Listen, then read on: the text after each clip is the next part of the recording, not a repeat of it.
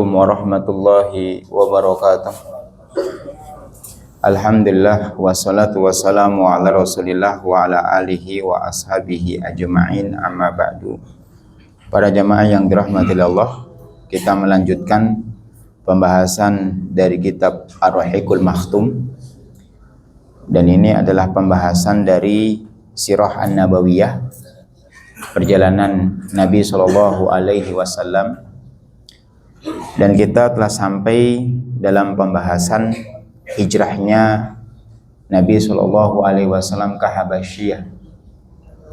Sempat tertinggal, Pak. Sebetulnya sebelum Nabi Shallallahu Alaihi Wasallam itu hijrah ke kota Habasyiyah, para sahabatnya sebetulnya telah turun 3 ayat kepada Nabi Shallallahu Alaihi Wasallam dari surat Al-Kahfi,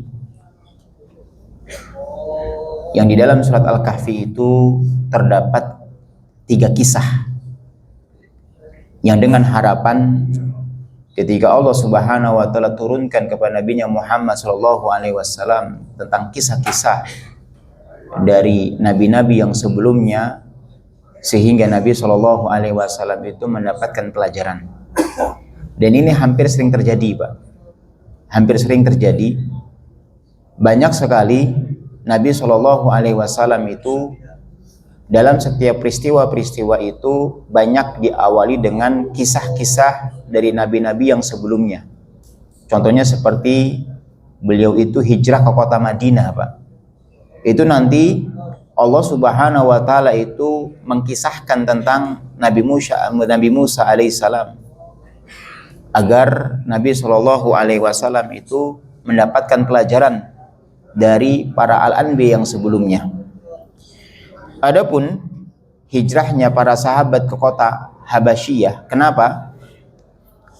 Allah Subhanahu wa taala turunkan 3 kisah kepada beliau. Yang pertama adalah kisahnya dari Ashabul Kahfi. Sebagaimana kita ketahui, Pak, di dalam surat Al-Kahfi itu ada kisahnya Ashabul Kahfi. Dikatakan tursyidu ilal hijrati min marakisil kufri wal adawani hina mukhafatal fitnah ala din. Bagaimana dari Ashabul Kahfi itu akan menunjukkan, walaupun mereka berada di dalam markasnya orang-orang kafir, walaupun mereka itu ada di markasnya para musuh-musuh Allah Subhanahu wa taala, maka tidak ada sesuatu yang akan diketahui dari agama mereka. Maka bagaimana Ashabul Kahfi? Ketika itu mereka lebih menyelamatkan keimanan mereka di tengah-tengah masyarakat yang mengingkari Allah Subhanahu wa taala. Sampai mereka masuk ke dalam suatu gua, yang akhirnya mereka pun tertidur dengan anjing mereka. Dan itu pun terjadilah kebesaran Allah Subhanahu wa taala yang enggak disangka-sangka. Sebagian mereka ada yang mengatakan tidur hanya beberapa jam. Sebagian mereka ada yang mengatakan tidur hanya beberapa hari saja. Yang akhirnya salah satu di antara mereka yang masih menyimpan uang yang lama dan memerintahkan sebagian mereka untuk pergi ke pasar, yang ternyata setelah dilihat oleh pedagang pada zaman itu, uangnya itu sudah ratusan tahun yang lalu, Pak. Dan ternyata kisah itu menjadikan pelajaran generasi-generasi selanjutnya. Artinya, apa yang terjadi terhadap para sahabat meskipun di Mekah, dengan berbagai macam fitnah yang dilemparkan kepada orang-orang Quraisy, sampai nanti pun ke Habasyiyah, Pak. Sampai ke Habasyiyah, bagaimana orang-orang Habasyiyah yang notabene adalah Nasoro, agamanya adalah Nasrani, sampai pemimpinnya itu jamaah, sampai orang Quraisy pun nanti akan mengutus 2 orang dari kalangan Quraisy untuk memberikan fitnah lagi. Sehingga Allah Subhanahu wa taala dengan turunkan kisah Ashabul Kahfi kepada Nabi Muhammad sallallahu alaihi wasallam adalah untuk memberikan keyakinan. Untuk memberikan keyakinan, untuk memberikan ketenangan selama kita di atas agama, selama kita berada di atas istiqomah, di atas din, tidak ada sesuatu yang ditakutkan. Malah yang ditakutkan ketika kita melenceng dari agama Allah Subhanahu wa taala. Karena malapetaka, sesuatu ketidaktenangan itu terjadi disebabkan dengan kekafiran, disebabkan dengan kemaksiatan, disebabkan karena kita melencengnya dari syariat Allah Azza wa Jalla. Itu yang terjadi jamaah. Makanya Allah Subhanahu wa taala itu berikan 3 kisah. Salah satu kisahnya adalah Ashabul Kahfi memberikan ketenangan kepada Nabi Shallallahu alaihi wasallam selama memegang din, selama di atas istiqomah, di atas kebenaran, tidak ada sesuatu yang ditakutkan. Begitu juga di dalam kisahnya Ashabul Kahfi terdapat kisahnya Khidir dan Musa alaihissalam. Terdapat kisahnya Khidir dan Musa alaihissalam. Tufidu anna dhurufa la tajri wa la tantaji hasab adh-dhahir daiman.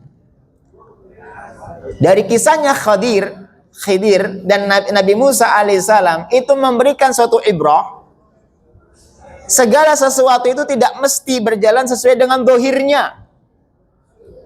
Karena semuanya itu ada kehendak Allah Subhanahu wa taala. Semua itu ada ketetapan Allah Subhanahu wa taala. Semua itu ada takdir-takdir Allah Subhanahu wa taala. Maka tidak perlu ditakutkan. Kalau kenyataan hidup kita itu Allah Subhanahu wa taala telah menetapkan sesuatu yang ternyata berbeda, tidak perlu ada yang ditakutkan. Apalagi seseorang itu berjalan di atas din. Coba Pak, Khidir dengan Musa Pak. Khidir dengan Musa alaihissalam.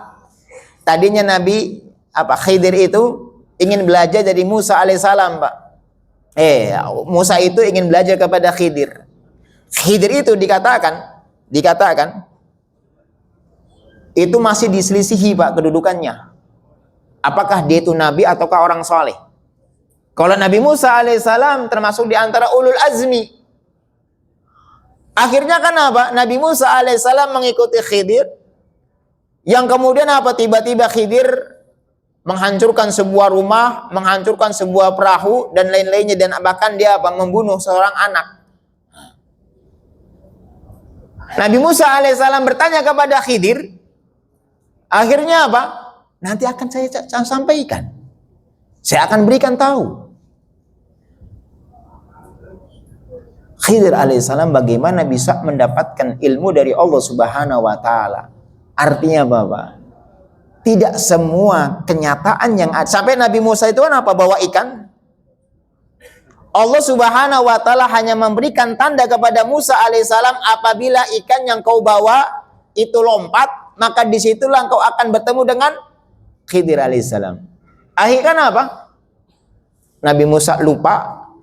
Akhirnya mencari di mana tempat ikan itu lompat Pak. Akhirnya dia telusuri.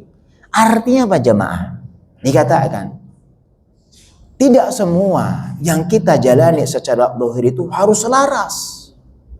Begitu juga Nabi Muhammad SAW dengan para sahabat.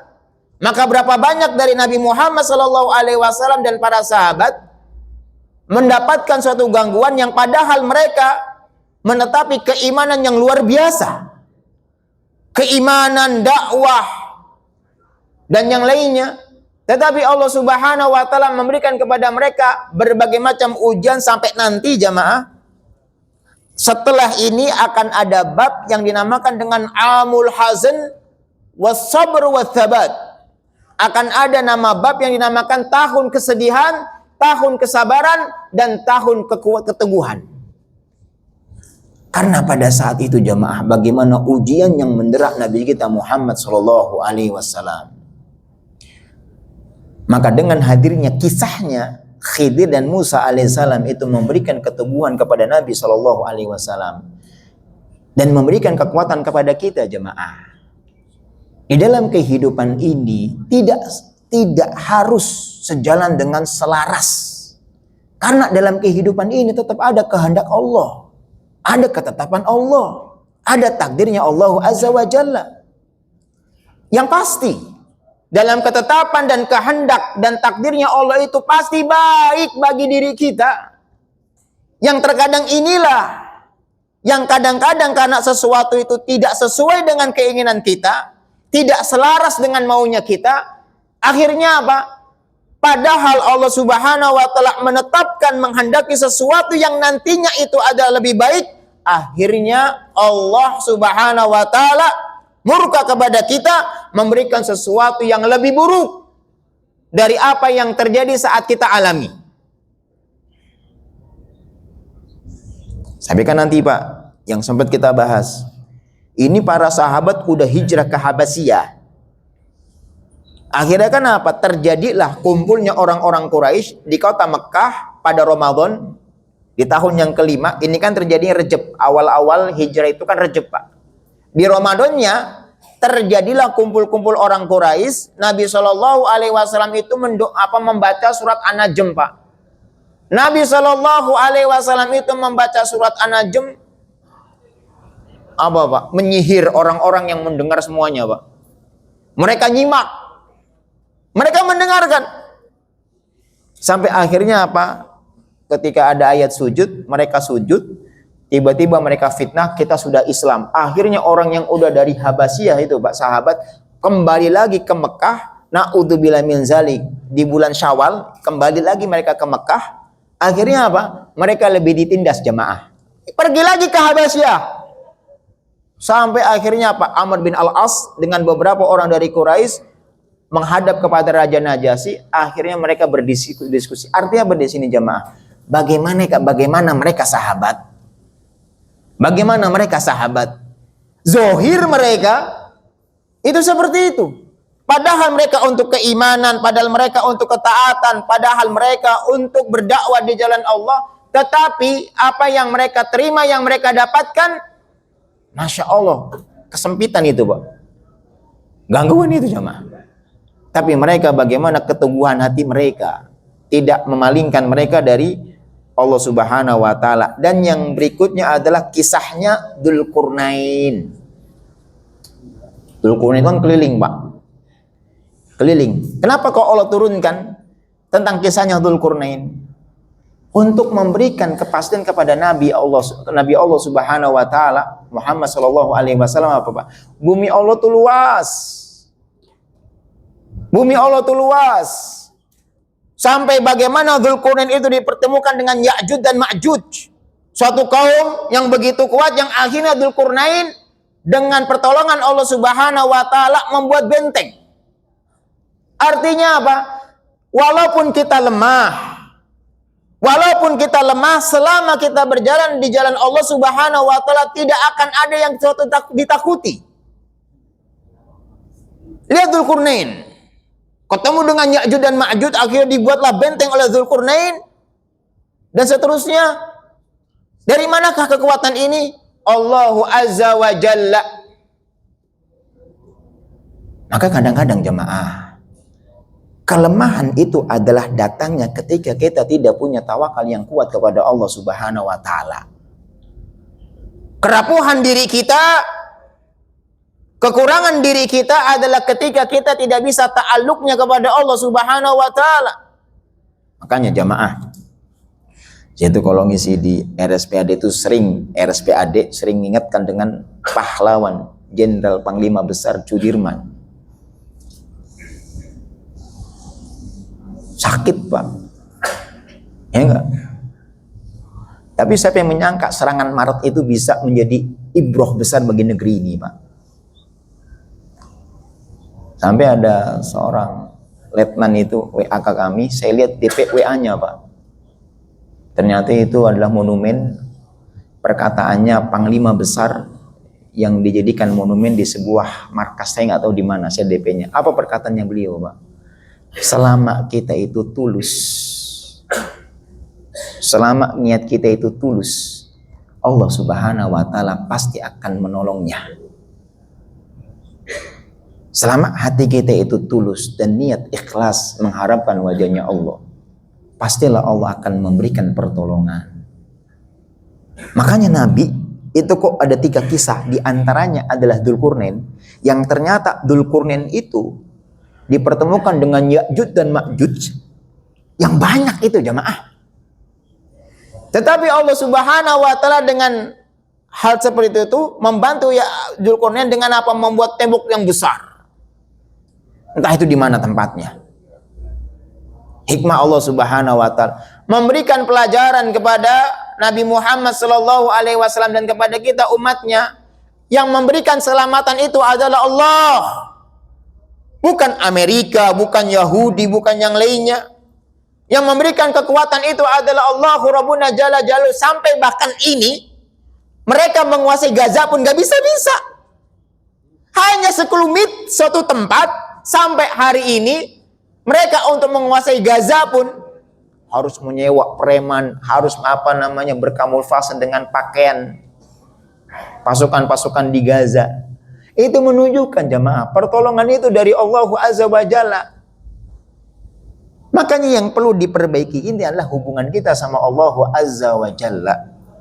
Dikatakan di sini, Pak, wa qissatu Dzulqarnaini tufidu annal arda lillahi yurithuha min ibadihi man yasha. Bagaimana Allah Subhanahu wa taala berikan tentang kisahnya Dzulqarnain kepada Nabi Muhammad sallallahu alaihi wasallam, memberikan pelajaran bahwasanya bumi itu milik Allah. Bumi itu milik Allah. Allah akan memberikan itu warisan kepada hamba-hambanya yang dikehendaki. Diberikan kepada para al-anbiya, diberikan kepada orang soleh. Itu Pak. Sampai sekarang itu Pak. Salah satu di antara Gaza. Negerinya cuma kecil itu Pak. Keteteran mereka Pak. Padahal persenjataan mereka lebih hebat daripada pasukan-pasukan Palestina. Wa annal falah innama huwa fi sabilil iman dunal kufri. Sesungguhnya keberuntungan itu hanya datangnya dari jalannya keimanan, bukan kekafiran. Bukan kekafiran. Keberkahan itu jalannya dari Allah Subhanahu wa taala. Kita semakin menyimpang dari jalan Allah, pontang-panting kita, Pak. Negeri ini nih, Pak, gemah ripah loh jinawi, Pak.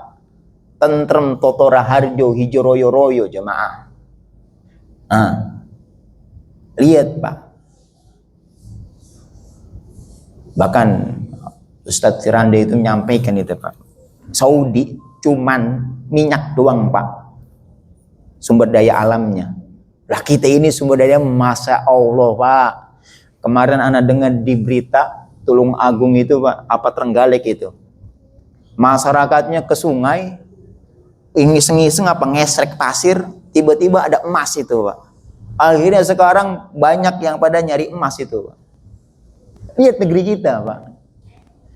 Tetapi pertanyaannya adalah, mana keberkahan? Kenapa? Annal falah fisabilil iman.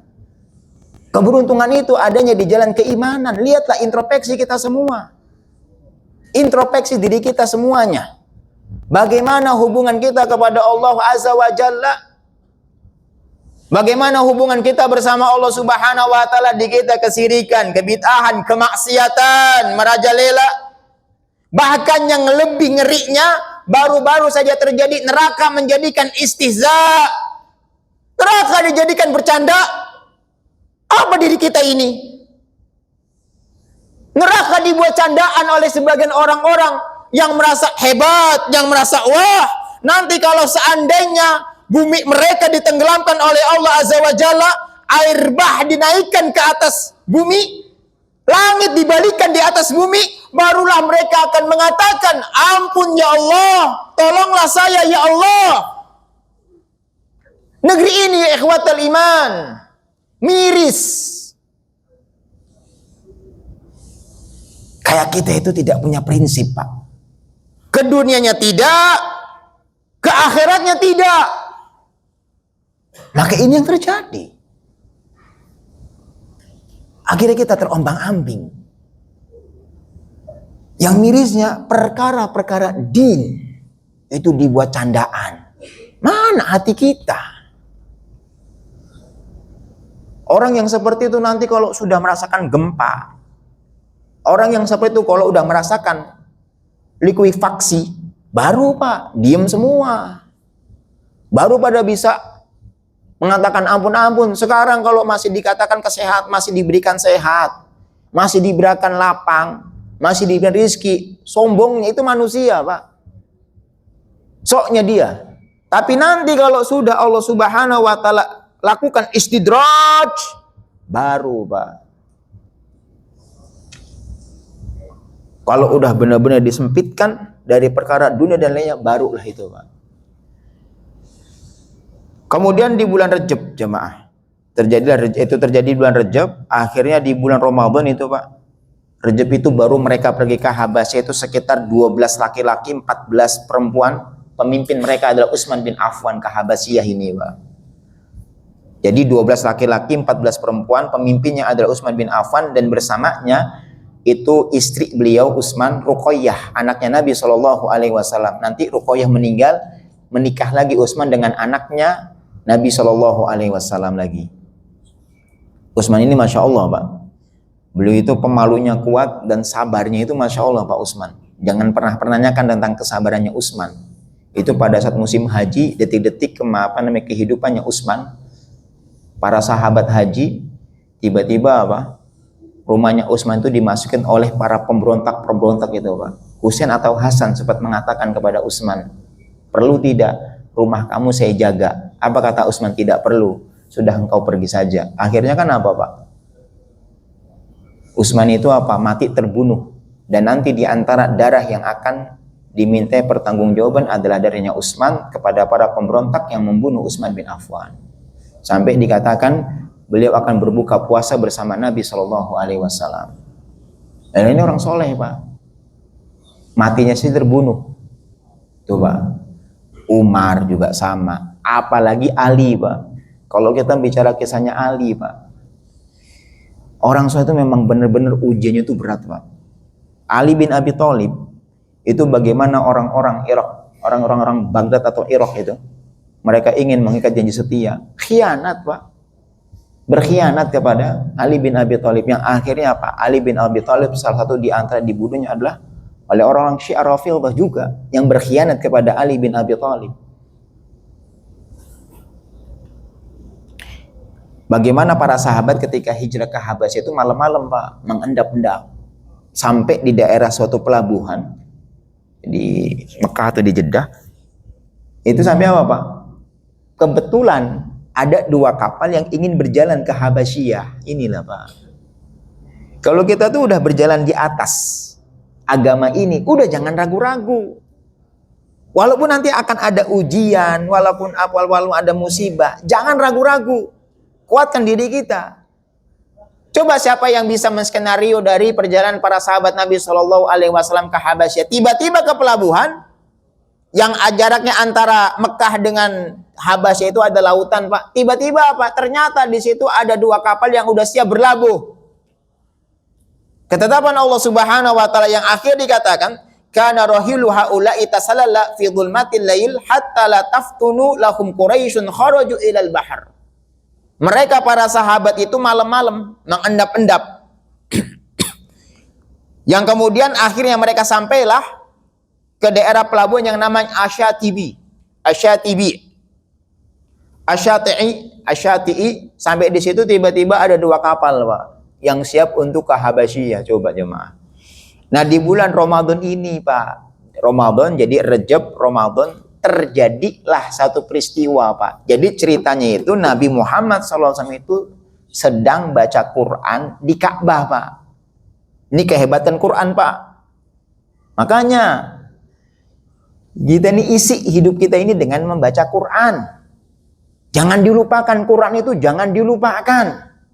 Syekh Sulaiman Ar-Ruhaili mengatakan, kalau hari kita itu mau diberkahi, jangan tinggalkan 2.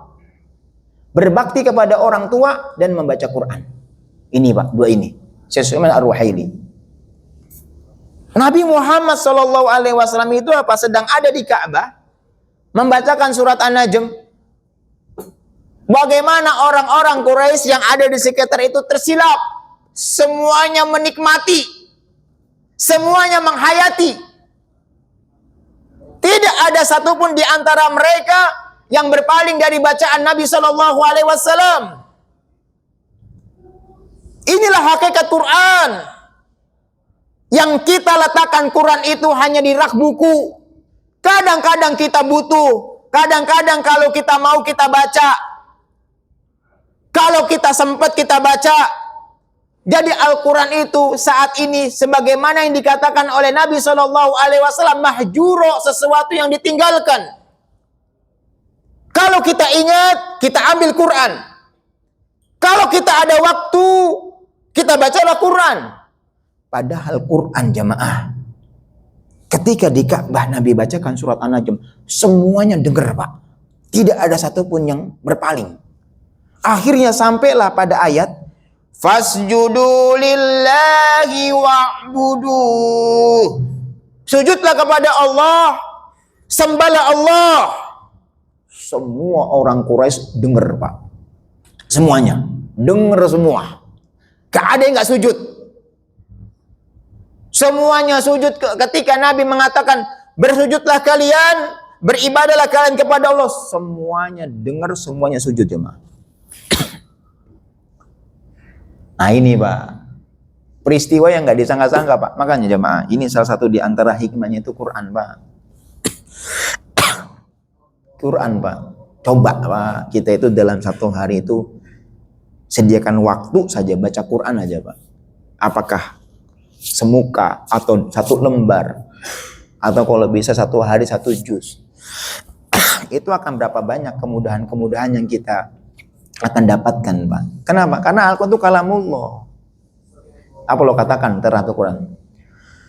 Lau anzalna hadzal Qur'ana ala jabalin la ra'aitahu khashi'an mutasaddian min khasyatillah.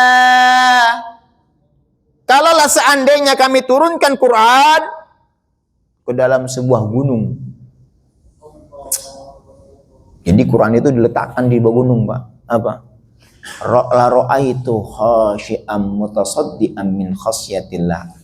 Gunung itu hancur Pak, berkeping-keping.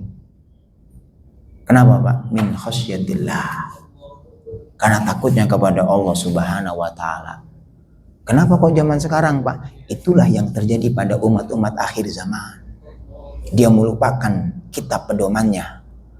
Makanya mana Pak ketenangan hidup yang hakiki Pak ya, ketenangan hidup, kedamaian hidup kita dapatkan karena lihat kita terhadap Quran. Itu Pak. Akhirnya apa Pak? Sebagai penutup, cuman sayangnya apa, orang Quraisy itu malah buat apa Pak? Buat tipu muslihat Pak. Inilah orang-orang kafir itu gitu Pak. Orang kalau hatinya itu udah nggak tunduk sama Allah, bukannya malah dia semakin beriman, malah apa? Semakin mengingkari. Apa kata mereka? Oh ini adalah goronik. Jadi mereka punya berhala namanya goronik Pak. Oh inilah goronik. Al-goronik. Yang kita harapkan kedatangannya. Yang kita harapkan syafaatnya. Itu Pak. Makanya kita sujud. Karena apa? Ini ada goronik yang datang. Kata mereka Pak. Akhirnya apa? Mereka buat tipu muslihat untuk orang masyarakat Mekah. Mereka juga buat tipu muslihat untuk orang-orang yang di Habasyah Pak. Udah, kita pura-pura kita sudah Islam. Kita udah masuk ke dalam keimanan. Itu Pak. Akhirnya apa? Tersebarlah itu berita keislamannya orang-orang Quraisy. Akhirnya orang-orang yang di Habasyah kembali ke Mekah. Qadarullah Pak. Semakin penyiksaan terhadap para sahabat. Nanti insya Allah kita akan lanjutkan di waktu akan datang. Dan intinya adalah pelajaran yang kita bisa ambil adalah kuatkan keimanan kita kepada Allah jemaah. Tidak ada sesuatu yang bisa memberikan kepada kita ketenangan kecuali ketika kita punya alaqah Pak. Punya ikatan sama Allah Subhanahu wa ta'ala Pak. Bukan masalah yang besar, tapi Allah. Coba deh, kita kalau ada masalah, sudah belum menghidupkan tahajudnya, sudah belum menghidupkan dengan zikir. Zikir itu Masya Allah Pak.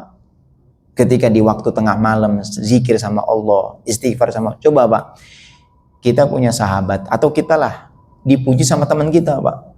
Oh kamu ini begini seperti ini, betapa senangnya kita Pak. Bagaimana Allah Subhanahu wa ta'ala kita sanjung. Kita zikir kepada Allah Subhanahu wa ta'ala di tengah malam. di saat manusia itu tertidur dan lainnya, kemudian kita berdoa, apalagi kalau kita membawa salawat Nabi Shallallahu Alaihi Wasallam. Nah, ini jamaah, maka jagalah alaqah kepada Allah Subhanahu Wa Taala, ikatan kepada Allah Subhanahu Wa Taala, karena semuanya adalah kaitannya kepada Allah Azza wa Jalla. Mungkin ini yang bisa Anda sampaikan kesempatan kali ini, kurang lebihnya mohon maaf. Subhanallah bihamdika asyhadu an la ilaha illa anta astaghfiruka wa atubu ilaik. Assalamualaikum warahmatullahi wabarakatuh.